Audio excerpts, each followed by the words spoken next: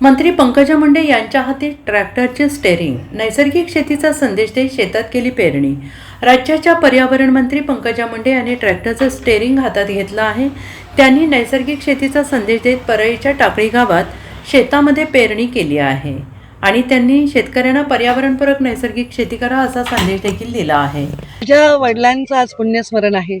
मनातल्या मनात राजकीय जीवनात अनेक संकल्प मी घेतले, ते मुंडे साहेबांना स्मरून आणि मुंडे साहेबांच्यावर प्रभावित होऊन, त्यांनी जे जीवनात शिकवले त्याच्यावर प्रभावित होऊन केले.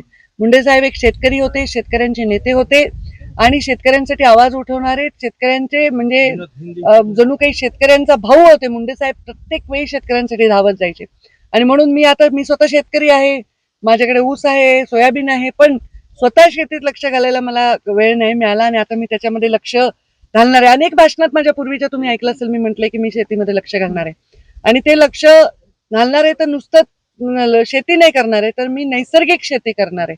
म्हणजे आता जैविकच्याही पुढचं नैसर्गिक शेती आहे. तर आता जमिनीचा पोत कमी होणं, जमिनीचा कस कमी होणं, आपल्याला हे दिसत आहेत अडचण, पिकावर परिणाम होतात, त्याच्यामुळे आपण जे खातो त्याचा आपल्या शरीरावर परिणाम होतात. प्रत्येक घराघणीच आपल्याला कॅन्सरचे पेशंट आढळत आहेत. हे सगळं कशामुळे होत आहे, तर आपल्या रासायनिक जे आपण भडीमार करतोय त्याच्यामुळे होत आहे. ते थांबवायचं असेल तर आपल्याला भविष्यामध्ये नैसर्गिक शेतीकडे वळावं लागेल.